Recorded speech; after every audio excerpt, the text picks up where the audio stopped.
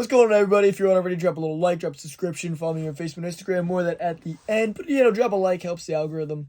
But we're going to jump into a little year in review. It's 2024 now, so I figured I'd do, my top 10 personal favorite finds of 2023. These aren't necessarily the best, most expensive books I bought or anything like that. It's just, the finds I was most excited about. So we're going to do top 10 comic finds.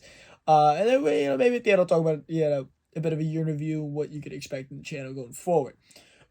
But we're going to start it off here. No real particular order. I didn't really order these in any way. This isn't like a 1 through 10. This is just 10 cool books.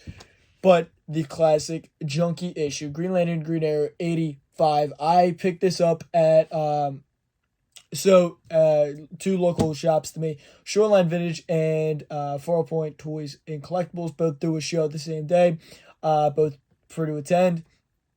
And free to vend, and I'd gone to the 4 Point show a little bit after the Shoreline show, and I was a little bit later to the 4 Point one, so it had already been rocking and rolling, and I was talking to a buddy of mine at his table for like 20 minutes, and I turn around, and I just see this propped up on top of a box, literally straight across, so I beelined it over there, but I expected in my head this book to be way out of range in price. And instead he had an extremely fair price on it. From what I remember, I think it was, I don't know, I'd have to rewatch the video. I know I said in the video, Brian, it's in the range of like $50 or so. But I was very excited to pick this up. It was an upgrade to my previous copy. My previous copy was fairly beat, so that was really exciting. And then I also picked up that same day a Saga of Swamp Thing. Actually, I have one on my wall. I don't know if it's the same one. Probably not. But Saga Swamp Thing 25, that constantly picked this up for $2 there, if I remember correctly, at the show as well. So that was a decent little double find that day. And then, of course, if you've been following the channel for any amount of time, you've probably seen this book. If you follow my Instagram, my Facebook, you've probably heard this story already. But I'll talk about it briefly. I won't spend too much time on this one. Black Cat Mysteries number 50, one of the most iconic pre-code horror comics of all time. One of my favorite covers of all time. When you Google pre-code horror comic books and you go to photos, this is the first one that comes up on Google, at least it was for a while. Gorgeous book. It's a low grade, but I was lucky enough to go to a antique shop who had it listed at $25, and I ended up snagging it for just $20 because they had a sale going on. So, absolute grail book, gorgeous book. For $20. You can't beat that. Actually, I was going through stuff and I didn't realize I rebagged the board or something with the same bag of wood. I don't know why I did that, but I threw this chest, this comic. That's actually the original tag. But there's that. As you can see, the wall behind me is in disarray because I was moving stuff around. I didn't even read through the wall. And then, sticking with the Golden Age era, we've got Submariner, what did I had 36? I know it was in 36. Submariner 36 from the original Atlas run. Really nice copy. This actually came into the shop, and I was able to pick this up around the same time, actually. I picked up the Black Cat Mysteries. But this is the first subby I have. I would love to collect the Atlas Submariners, the Atlas Human Torches, the caps, of course, but, a lot of stuff's a little bit out of my price range, but if I can find them, in a price I can afford, I would love to collect them, and, this is attached, it's complete, it's a gorgeous copy, and I paid a very fair price for it, so I was happy to add this to my collection. This is just, again, this is more personal favorite pickups. This is at the high end. This is probably top 3 pickup for me of the year. Gorgeous book. Very excited to have it. I would like to, I made up my little list of books for 2024, what I hope to pick up, and Submariners there's a Submariner on the list. Then we got Journey to Mr. 73. Now, this is an exciting one. I picked this one up at King Con in March. I think it's March, when they do King Con. I think it's March. And yeah, it's moving to a new venue. But they had done it on they did a 2-day. I think it's going back to 1 day now. It's going back to a Saturday only show. But I picked this up off of a dealer I know. I'm blanking on his name. Now I feel bad. I'm blanking on his name. Either way, and this was a really cheap pickup. I mean, the top staple's detached, and there's there's that tear there. But this is the prototype. I want to say it was $20. I want to say it was $20. I can't remember. But this is the prototype for Spider-Man. As you can see, it's the Spider Strikes is what they say. But this is the big prototype for Spider-Man. It's Ditko and it's Stan Lee. But this is a really cool book. This is close up to get to an AF-15 for a while at least. Close up to that for an ASM-1 for a while. But either way, I'm very excited to pick this up. Just spectacular book. It was awesome. Got to read this. I've never read this before. So that was cool. And then kind of keeping on with a lot of older books on my list here. Second appearance of Adam Strange Showcase number... What would that be? 18. Well, I guess, yeah, could have been easy math there. But second Adam Strange. First Adam Strange is a very tough book. I could have had its third appearance, but I ended up passing on to grab this. I should just grab them both, honestly. But I think I remember who picked it up, so I'm not that mad about it. And but this is a gorgeous book. Great cover. Really nice interiors, and these showcases are pretty tough. This is a tough era for DC. Obviously not Golden Age tough, but this isn't easy. Actually, I've had this for a while. I didn't realize this probably could use a press. And this is in a collection of books where a guy had press of the books, but he actually did more damage to the one that he worked on. But I think he just kind of made a little bubble in this. This is very fixable. But, yeah, that was a really exciting pick. There's another one I got out of the shop. And then these two I found in the wild. One for, I want to say, $20, and one recently for $1. If you haven't already, check out my video on Star Wars keys picked up at the flea market. But we've got two Enter the Empire #1s. First appearance of Grand Admiral Thrawn. First appearance of Mara Jade. First appearance of the Wizard guy, who's got the name of whole 9 yards. An adaptation of the Timothy Zahn novel series. So we've got a regular edition that I ended up picking up for, I think, $20 at one of Bill Bede's Frankenstein's at one of his shows. This was the Comic and Toy Bonanza that he does. So that I picked up off of dearly buddy of mine there. And then it's in a reused bag of board. But there is the newsstand I just recently picked up for $1. So that was very exciting. Great pickup there, and this is a really nice copy. A buddy of mine wants to buy it off me, but I haven't decided if I'm selling it to him yet. I'm unsure. I think I might just keep it, because, I mean, I don't need now 3 copies of this book, but this is my only newsstand, so I might just sell him a other one. But I haven't decided yet. Either way, for $1, I don't mind if I just keep them. And we've got Impact Comics #1. This is an iconic story. The Master Race. It's an iconic story. This is considered by critics to be the Citizen Kane of comics. If you know anything about Citizen Kane, the movie, it's a highly regarded film that warped the film industry and writing and directing and all that. This definitely is a contender, if not the Citizen Kane of comics. Gorgeous story. It was a Jack Davis cover. Yeah, Jack Davis cover. I don't think it's Jack Davis. Is it Jack Davis Interiors? Yes, this is this is definitely Jack Davis Interiors. It is a gorgeous book. Pick this up at First Day Comic Con in Delaware off of, again, Bill Bede Frankenstein Comics. He was there. I picked this up off of him. I should have also grabbed his first Unknown Soldier at the time, but I passed on that for this. I should have just got them both.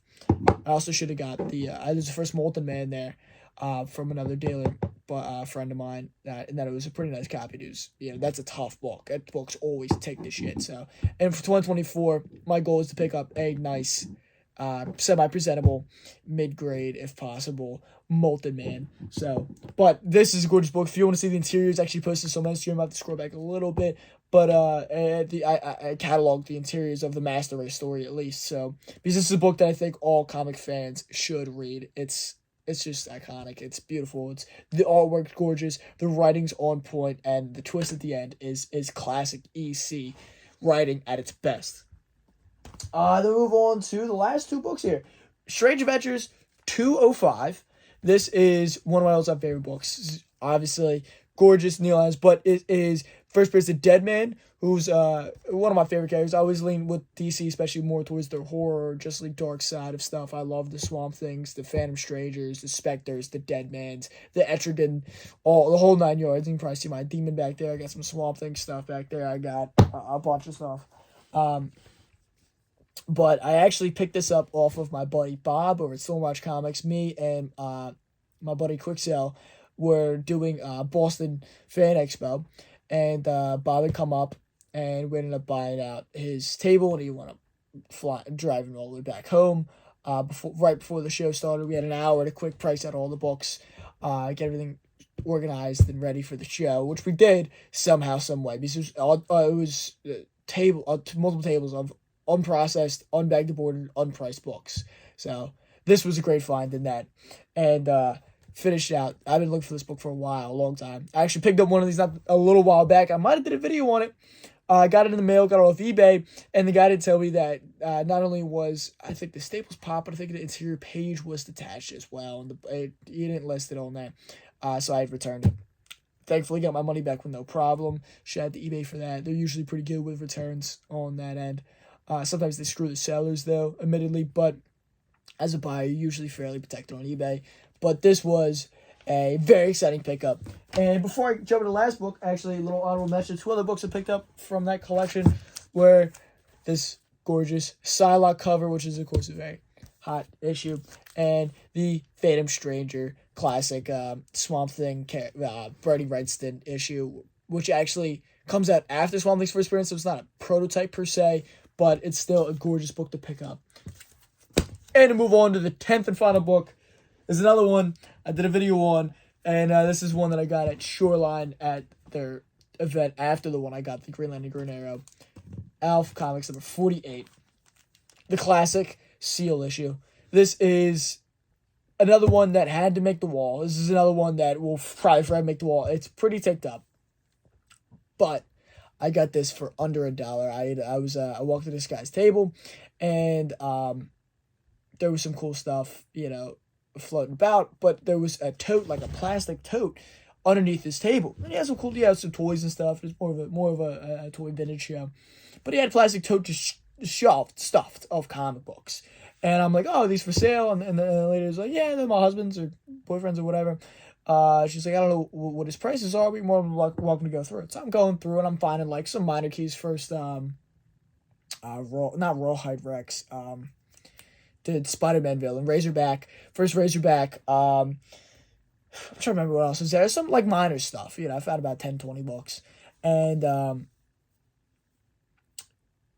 going through, and it was the last stack of books. This was in between like a Youngblood issue or something.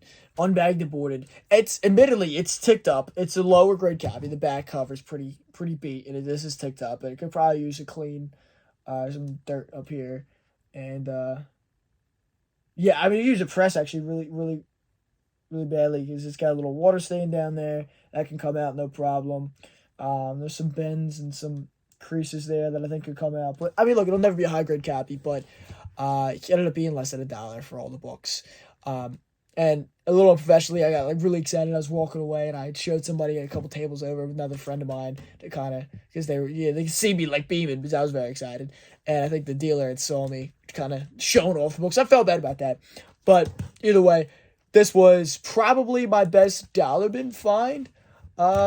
This and of course the End of the Empire were probably my 2 best dollar bin finds of the year, but not too shabby. So that's the big dollar bin finds. I mean, the biggest find is of course the Black Cat Mysteries in January. But some pretty big finds, and overall it was a pretty good year. I mean, Mark Hamill viewed one of my stories on Instagram. That was pretty exciting. You can't tell me whether or not that was Mark Hamill for somebody handling his Instagram. I don't want to hear it in my head. Luke Skywalker saw my post. That's enough for me.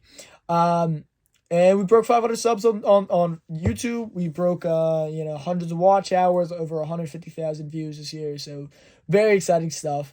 There's some good shows. I mean, RetroCon was stellar. Scott's show, Play With This, I did really well at. There was some good toy shows, some great comic shows. Like I said, I did Boston Fan Expo. That was a fun adventure. I'm looking to do Connecticut show. What is it called? It is, I have it on my calendar. In July, it is it not July? Terrificon in August. Terrificon. That's what it is. So I'm looking at doing Terrificon. It's one of my bigger shows. Next year, of course, I'll be Venom at RetroCon and a lot of the other local shows, Old Bill shows and stuff like that. I mean, there's a lot of stuff coming up. New Jersey Comic Stop is doing their show this year. So there's going to be some exciting stuff to look forward to this year. But also, even I found some great toy finds. I got the blue Snaggletooth that's back there. That was a really cool find. I got a bunch of Shogun Warriors this year. Micronauts. I got 4 Star Wars mini rigs back there. Buck Rogers. I'm almost done all the loose figures. I should need a Buck. And I have all of them loose. Then I got to work on them carded and the vehicles and that playset that I'll never own. But there was some pretty exciting. I finished off the Irachi Bandai toy line and now have all of those. So overall, had a lot of great goals this year. And I redid usually I have like a rotating 12, I called it, of like 12 books I was looking for. And every time I'd find one, I'd swap one out. But instead, I'm going to do the more Instagram thing to do. I'm going to set 12 books to hit in the year. And I'm going to see how many of them I can buy. It's very advantageous. I'll throw it up here. It's a very advantageous list. There's some books that I might, I'm obviously not looking to pay retail on something like the Injustice Society and stuff like that. I'm just not there. But these are books that I'm hoping and keep an eye out to find, the Submariner I'd love to pick up. And I got a price in mind for them and a grade I'm trying to be at. So, but hey, if you have any of these for sale, hit me up on Instagram and Facebook. And make sure you follow me there on Instagram and Facebook for more daily content. Follow me here on YouTube. Hit the description button. Drop a little like. Drop a comment. What are your favorite pickups of the year? Let me know. There was some exciting stuff this year. This was a big year. I got a lot of content coming in 2024. This is just the beginning of it. And, I'm trying to do more pickups, do more hauls, do maybe some more collections. A lot of different videos coming forward. And, of course, follow the Instagram and the Facebook for more daily content. I do a series called Test on a Hunt where I talk about, going out looking for the stuff I didn't buy, people I ran into, stories I have, stuff like that. And of course, drop multiple shorts up on the YouTube every day. That Comics News. We'll talk about new news and announcements and rumors and speculations and stuff like that. I do shorts where I flip through stacks of books or I flip through a comic or whatever it may be. All kinds of stuff. I show off the new books every week that are coming out. All this link down in the description. Join the Facebook group Fandoms Unleashed for a behind the scenes look at Connor's comics. Multiple posts going up in there today. A lot of discussion posts going there. Post your own content. Post your own questions. Have fun. It's a cool little forum for comic book and movie and game related stuff and toys and whatever it may be. But like I said, all that's linked down in the description. Until next time. Peace. Real quick final message. If you're in the South Jersey area on January 6th, it's a Saturday, come by the Best Western in West Effort? Or is this Woodbury? West Effort. Same area, Woodbury area. There's going to be a 2-man show, 2 guys, fill the room with bunches and bunches of books, thousands of comics, great deals. It's a free to attend show. There's over 150 long boxes of books. There's going to be deals, to be door prizes, going to be, more giveaways to door prizes. There's going to be a lot of stuff going on, a lot of great deals. Those guys are blowing out stuff. So we figures, Pokemon, tons of comics. Go check it out. If you're in the area, stop by. Until next time.